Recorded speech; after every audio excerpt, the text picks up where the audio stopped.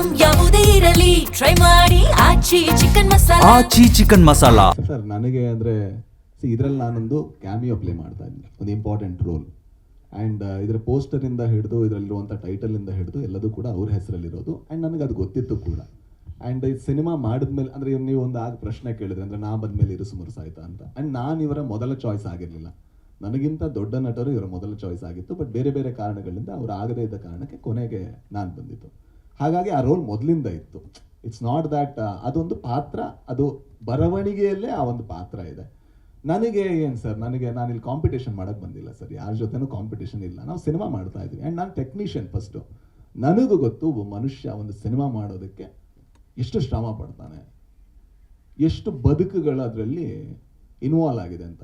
ನನ್ನ ಒಬ್ಬನ ಜೀವನ, ನಂದೇನೋ ಹೆಸರು, ನಂದೇನೋ ಕಾಂಪಿಟೇಷನ್ನು, ಇದರಲ್ಲಿ ನಾನು ಒಪ್ಪಿಗೆನೂ ಇಲ್ಲ, ಇದನ್ನು ನಾನು ಸಮ್ಮತಿನೂ ಕೊಡಲ್ಲ. ಇದು ನನಗೆ cinema is much bigger then me sir.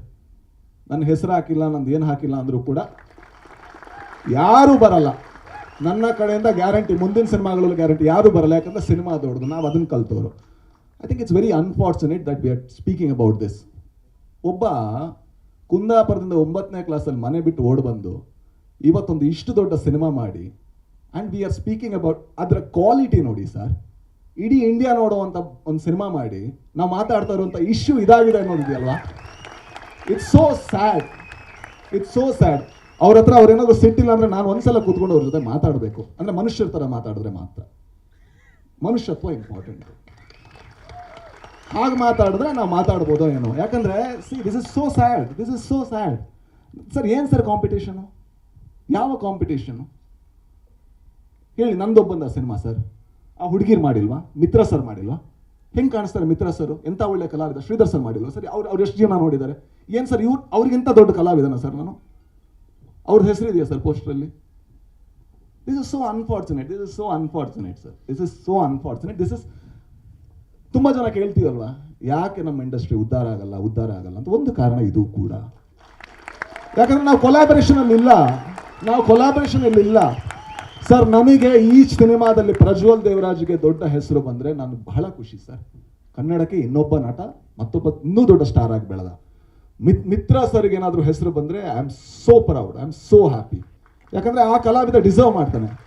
ಅವ್ರಂತ್ರ ಕಿತ್ಕೊಂಡು ನಾನು ಏನು ಸರ್ಗೆ ನನಗೆ ಈ ಸಿನಿಮಾದಲ್ಲಾಗಲಿ ಹಿಂದೆನೂ ಮಾಡಿದ್ದೀನಿ. ನಾನು ಖಳನಾಯಕನಾಗೂ ಮಾಡಿದ್ದೀನಿ. ಅಲ್ಲೆಲ್ಲೂ ಕೂಡ ನನಗೆ ಕಟೌಟ್ ಹಾಕಿ ಅಂತ ಹೇಳಿಲ್ಲ. ಅಥವಾ ನಾನು ಸೂಪರಮ್ಸು ಅಲ್ಲಿ ಕಾಮಿಡಿಯಾಗೂ ಮಾಡಿದ್ದೀನಿ. ಅಲ್ಲೆಲ್ಲೂ ಕೂಡ ನನ್ನ ಹೆಸರು ಪೋಸ್ಟರ್ ಬನ್ನಿ ಅಂತ ನಾನು ಕೇಳಿಲ್ಲ. ನನ್ನ ಜೀವನದಲ್ಲಿ ನಾನು ಅದನ್ನು ಮಾಡಲ್ಲ. ಮಾಡಿದ್ರೆ ಅವತ್ತು ನಾನು ಇಂಡಸ್ಟ್ರಿ ಬಿಡಬೇಕು ಅಂತ ನಾನು ಭಾವಿಸ್ತೀನಿ ಸರ್. ನಮ್ಮ ನೆಲದ ಕಥೆಗಳು ಮತ್ತೆ ಈಗಾಗಲೇ ಸುಮಾರು ಸಿನಿಮಾಗಳು ಸಕ್ಸಸ್ ಆಗಿದೆ ಸರ್. ಇದು ಆ ರೀತಿಯ ಒಂದು ಭಾಗ ಆಗುವಂತ ಎಷ್ಟು ಸಾಧ್ಯತೆಗಳಿದೆ ಗೊತ್ತಿಲ್ಲ ಸರ್. ಅಂದರೆ ಇದು ಕನ್ನಡದ ಒಳ್ಳೆಯ ಸಿನಿಮಾ, ಅದು ಮಾತ್ರ ನಮಗೆ ಗೊತ್ತಿರೋದು. ಅಂದರೆ ಇದರಲ್ಲಿ ಈ ಸಿನಿಮಾನ ಎಷ್ಟು ಶ್ರೇಷ್ಠ ಮಾಡೋಕ್ಕೆ ಸಾಧ್ಯನೋ ಅದೆಲ್ಲ ಪ್ರಯತ್ನಗಳನ್ನು ಕೂಡ ಟೆಕ್ನಿಕಲ್ ಟೀಮ್ ತುಂಬ ಚೆನ್ನಾಗಿ ಮಾಡಿದೆ. ಅಂದರೆ ಈ ಸಿನಿಮಾನ ಯಾವತ್ತೂ ಕೂಡ ಇಲ್ಲ ಇಷ್ಟು ಸಾಕು ಅಂತ ಅಂದ್ಕೊಂಡಿಲ್ಲ.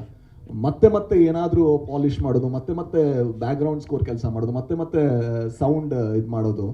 ಸೊ ಅಂತ ಬಹಳ ಪ್ರಯತ್ನಗಳನ್ನು ಮಾಡಿ ಒಂದು ಒಳ್ಳೆ ಪ್ರಾಡಕ್ಟ್ನ ಮುಂದೆ ಇಟ್ಟಿದ್ದಾರೆ ಅಂತ ನನಗನ್ಸುತ್ತೆ. ನನಗೆ ಖುಷಿ ಇದೆ. ನನಗೆ ಈ ಸಿನಿಮಾದ ಭಾಗ ಆಗಿರೋದು ನನಗೆ ಬಹಳ ಹೆಮ್ಮೆ ಇದೆ.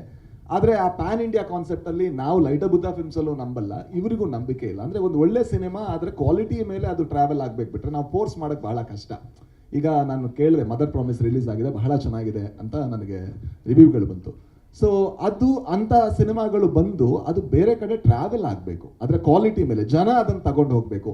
ಕಾಂತಾರನ್ ಹಾಗೆ ಮಾಡಿದ್ದು, ಸೂಪ್ರಮ್ಸು ಹಾಗೆ ಆಗಿದ್ದು. ಸೊ ಆ ಥರದ ಸಿನಿಮಾಗಳು ಮಾತ್ರ, ಯಾಕಂದರೆ ಆಲ್ರೆಡಿ ಕ್ವಾಲಿಟಿ ಟೆಸ್ಟ್ ಆಗಿರುತ್ತೆ, ಜನ ನೋಡಿ ಇದು ಚೆನ್ನಾಗಿದೆ ಚೆನ್ನಾಗಿಲ್ಲ ಅಂತ ಹೇಳಿರ್ತಾರೆ. ಹಾಗಾಗಿ ತುಂಬ ಈಸಿಲಿ ಟ್ರಾವೆಲ್ ಆಗುತ್ತೆ.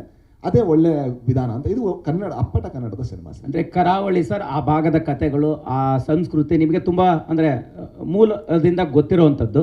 ಸೊ ಹಾಗಾಗಿ ಈ ಸಿನಿಮಾ ಕೂಡ ಈಗ ನೀವು ಹೇಳಿದಾಗೆ ಕಾಂತಾರ ರೀತಿಯ ಮೋಡಿ ಮಾಡುವಂತಹ ನಿಟ್ಟಿನಲ್ಲಿ ಮತ್ತು ಜನರನ್ನು ಸೆಳೆಯುವಂಥ ನಿಟ್ಟಿನಲ್ಲಿ ಯಾವ ರೀತಿ ಪ್ಲಸ್ ಆಗುತ್ತೆ ಅಂತ ಅಂದರೆ ಯಾವತ್ತು ಮೋಡಿ ಅದು ಜನಗಳ ನಿರ್ಧಾರ ಸರ್, ಯಾವತ್ತೂ ಕೂಡ. ಅಂದರೆ ನಾವೊಂದು ಕತೆ ಮಾಡ್ತೀವಿ, ಅದು ಅದೇ ರೀತಿ ರೀಚ್ ಆಗುತ್ತಾ ಅಂತ ನಮ್ಗೆ ಯಾವತ್ತೂ ಗೊತ್ತಿರಲ್ಲ. ಅದೇ ಸಿನಿಮಾದ ದೊಡ್ಡ ಖುಷಿ ಕೂಡ. ಅಂದರೆ ನಮ್ಗೆ ಗೊತ್ತಿಲ್ಲ, ಪ್ರತಿ ದಿವಸ ನಾವು ಪ್ರಯತ್ನ ಪಡ್ತಾ ಇರ್ತೀವಿ.